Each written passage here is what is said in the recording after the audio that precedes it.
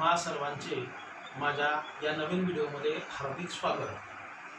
आपण मागच्या व्हिडिओमधून सारांश लेखन कसे करावे या संदर्भात माहिती घेतली। तसं पाहिलं तर हा प्रश्न सोडवणं अत्यंत सोपा आहे। अगदी तुमच्या भाषेत सांगायचं झालं तर आपण अनेक वेळेला चित्रपट बघत असतो आणि तो चित्रपट कसा होता, त्या चित्रपटात काय कथा आहे, काय सांगितलेलं आहे हे आपल्या एखाद्या मित्राला सांगत असतो। मुळात चित्रपट हा 2 तासांचा 3 तासांचा असतो, परंतु त्या चित्रपटामध्ये अभिनय कोणी केलेला आहे, मुख्य कलाकार कोण कोण आहेत, त्याची कथा काय आहे, मध्यवर्ती कल्पना काय आहे, ह्या सर्व गोष्टी आपण आपल्या मित्राला 10 ते 15 मिनिटात समजावून सांगतो। म्हणजे एकंदरीत आपण काय करतो तर तो पिक्चर जो आहे त्यात काय सांगितलेलं आहे हे आपल्या शब्दातून आपल्या मित्राला समजावून सांगतो। मग आपल्याला परीक्षेमध्ये सुद्धा एक अपठित उतारा दिलेला असतो। मी तुम्हाला आधीच्या व्हिडिओमध्ये काही गोष्टी सांगितलेल्या आहेत, त्या गोष्टींची पुनरावृत्ती पुन्हा आज या व्हिडिओमध्ये करतो, कारण जेणेकरून तुम्हाला त्या गोष्टी लक्षात राहतील। विभाग 1 मध्ये एकूण 3 उतारे असतात।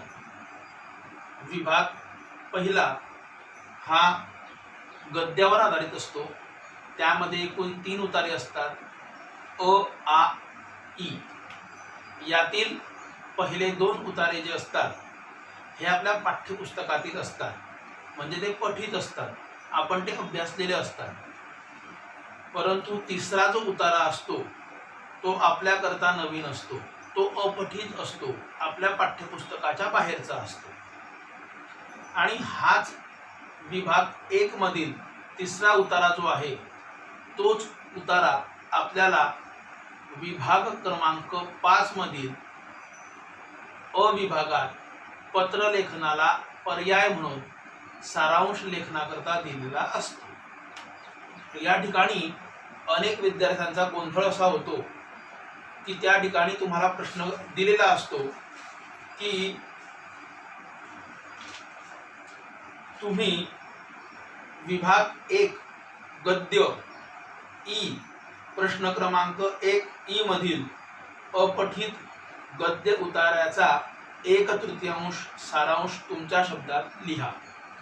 आणि त्या ठिकाणी विभाग 5 मध्ये उतारा दिलेला नसतो। मग कोणता उतारा, तर त्या ठिकाणची सूचना आपण व्यवस्थित समजावून घेऊन विभाग 1 मधील ई म्हणजे तिसरा जो अपठित उतारा असतो त्या उतार्याचाच 1/3 भाग आपल्याला आपल्या शब्दात लिहायचा असतो। त्याला एकूण 6 गुण असतात आणि हे 6 गुण मिळवणे अगदी सोपे आहे। आता हा उतारा तुम्हाला किती समजलेला आहे हे तपासण्याकरता तुम्हाला हा प्रश्न कृतीपत्रिकेत विचारलेला असतो। खरे तर एखाद्या विद्यार्थ्याला मजकूर वाचल्यानंतर तो किती समजला, त्याविषयी किती आकलन झाले हे तपासून पाहण्याकरता त्या विद्यार्थ्याची आकलन क्षमता काय आहे, त्याला स्वतंत्रपणे कोणताही मजकूर समजून घेता येतो काय हे तपासून पाहणे हे या प्रश्नाचा खऱ्या अर्थाने उद्देश असतो। मग आपल्याला 1/3 उतारा आपल्या शब्दात लिहिण्याकरता सर्वप्रथम हा उतारा काळजीपूर्वक वाचावा लागेल आणि तो उतारा समजून घ्यावा लागेल। या उतार्यामध्ये महत्त्वाचे मुद्दे कोणते आहेत ते मुद्दे आपल्याला सर्वप्रथम समजून घ्यावे लागतील। म्हणजे सर्वप्रथम उतारा काळजीपूर्वक वाचा, त्यामध्ये कोणता विचार मांडलेला आहे ते समजून घ्यावे। तसेच हा उतारा व्यवस्थित समजण्याकरता पुन्हा एकदा वाचायचा, त्यातील विचार आपल्या मनात पक्का लक्षात ठेवायचा, मग हा उतारा आपण आपल्या शब्दामध्ये लिहून काढायचा. आता लेखकाने जो विचार मांडलेला आहे तो विचार आपल्या शब्दात लिहित असताना, हे बघा महत्वाचं आहे, तो उतारा आपल्या शब्दात लिहित असताना त्या उतार्यात विचार समजण्याकरता काही उदाहरणं लेखकाने दिली असतील तर ती उदाहरणं आपण सारांश लेखनात टाळावी. दुसरी महत्त्वाची गोष्ट, त्या ठिकाणी जे काही अलंकारिक शब्द आले असतील ते अलंकारिक शब्दही आपण टाळायला पाहिजे. आणि तिसरं म्हणजे मूळ उतारा जो आहे त्यात काही अवतरणं असतात किंवा अवतरण चिन्हात काही वाक्य दिलेली असतात, ती वाक्य तशीच्या तशी आपण सारांश लेखनामध्ये लिहू नये. तसंच त्या उतार्यामध्ये जो मुद्दा मांडलेला नाही तो मुद्दा आपण उगाच सारांश लेखनामध्ये लिहू नये. लेखकाने जो काही विचार मांडलेला आहे तो विचार, त्यावर आपण स्वतः कोणतेही भाष्य करायचं नाही. लेखकाने जो विचार मांडलेला आहे तोच विचार आपण आपल्या शब्दात पण थोडक्यात मांडायचा. आता तुम्ही लिहिलेल्या सारांशातील शब्द एकदा मोजून काढायचे. शब्दसंख्या मूळ उतार्याच्या 1/3 एवढीच आहे का ते पाहायचं. शब्दसंख्या ही मूळ उतार्याच्या 1/3 पेक्षा जास्त असेल तर त्यातील अनावश्यक शब्द आपण पुन्हा काढून टाकावे. सारांश लेखनाला शीर्षक देणे आवश्यक आहे. जरी कृतीपत्रिकेत उतार्याला शीर्षक द्या किंवा सारांश लेखन करून त्याला शीर्षक द्या अशी सूचना नसली तरी सुद्धा आपण जे सारांश लेखन करणार आहोत त्याला योग्य असं शीर्षक आपण द्यावं. आणि तुम्हाला मी मागच्याच व्हिडिओमध्ये सांगितलं की सारांश लेखन चांगल्या प्रकारे आपल्याला जमण्याकरता वर्षभरात एकूण 10 उतार्यांचं सारांश लेखन आपण करून पाहिला पाहिजे. आज आपण एका नवीन उतार्याचं सारांश लेखन बघणार आहोत. आज आपण जो उतारा घेणार आहोत तो प्रसिद्ध लेखक जयवंत दळवी यांचा आहे.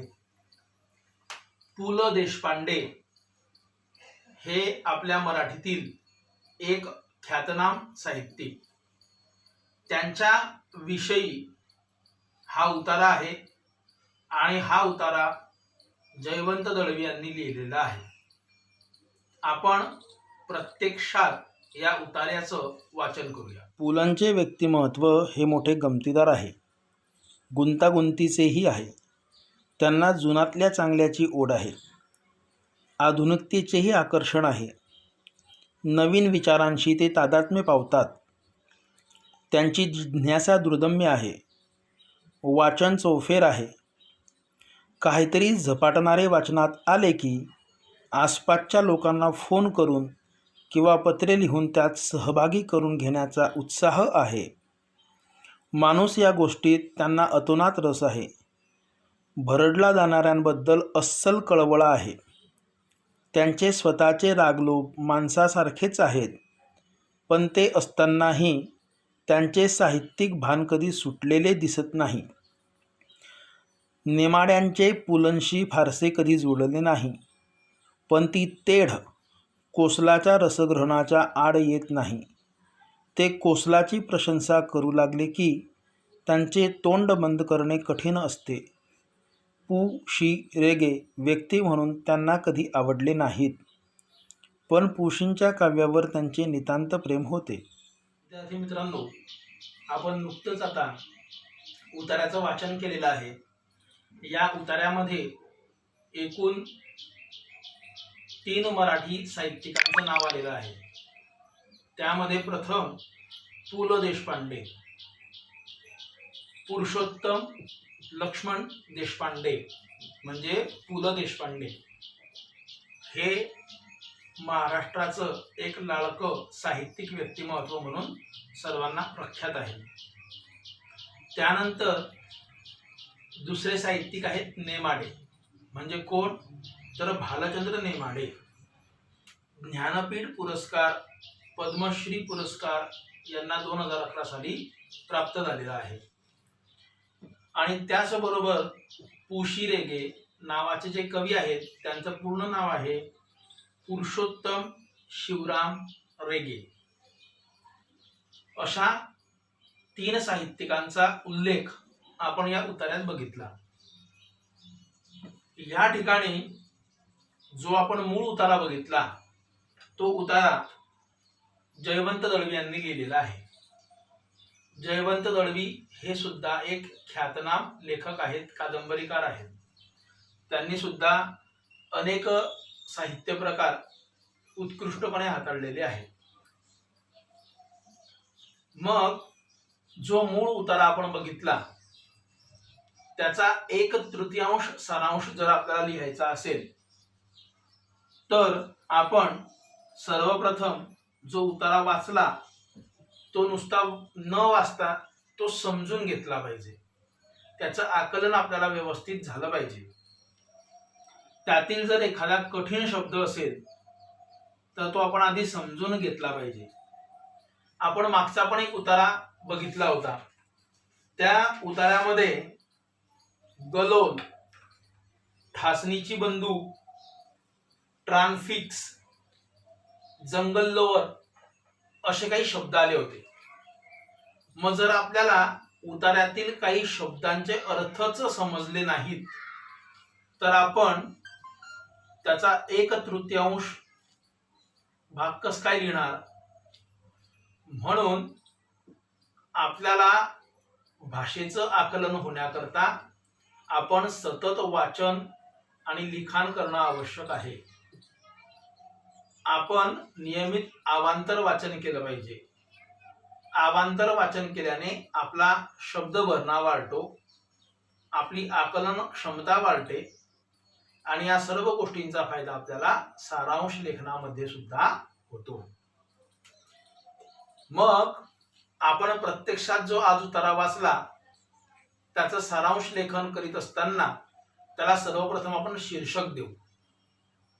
आता शीर्षक काय योग्य राहील या उतार्याला? तर साहित्यिकांच्या विषयीचा हा उतारा आहे आणि एक प्रकारे साहित्यावर आधारितच तो आहे, वाचनावर आधारित आहे. म्हणून पुलंचे साहित्यप्रेम अशा आशयाचं शीर्षक आपण याला देऊ शकतो. ते आपण इथे दिलेलं आहे, पुलंचे साहित्यप्रेम. प्रत्यक्षात सारांश लेखन करताना आपण कसं करू शकतो? तर पु ल देशपांडे यांच्या व्यक्तिमत्वाची ओळख करून देत असताना लेखक या ठिकाणी असं म्हणतात की पुलंना जुन्यातील आणि आधुनिकतेतील जे काही चांगलं आहे ते आवडत असे. त्यांना सर्वात महत्वाचा माणूस होता. त्यांच्या वाचनात जर एखादी चांगली गोष्ट आली तर ते लगेच इतरांना सुद्धा ते कळवत असत. एखाद्या साहित्यिकांशी किंवा एखाद्या साहित्यिकाशी जर त्यांचे मतभेद असले तरी सुद्धा जर त्या लेखकाच्या हातून काही चांगलं साहित्य निर्माण झालं तर पु ल देशपांडे अशा साहित्यिकाचं भरभरून कौतुक करीत असत. एवढं जरी आपण लिहिलं तरी सुद्धा आपल्याला या ठिकाणी 6 गुण प्राप्त होऊ शकतात. परंतु हे 4-5 वाक्य लिहिण्याकरता आपल्याला मूळ उतार्याचं आकलन व्यवस्थित झालं पाहिजे. त्यातील शब्द आपल्याला समजले पाहिजे.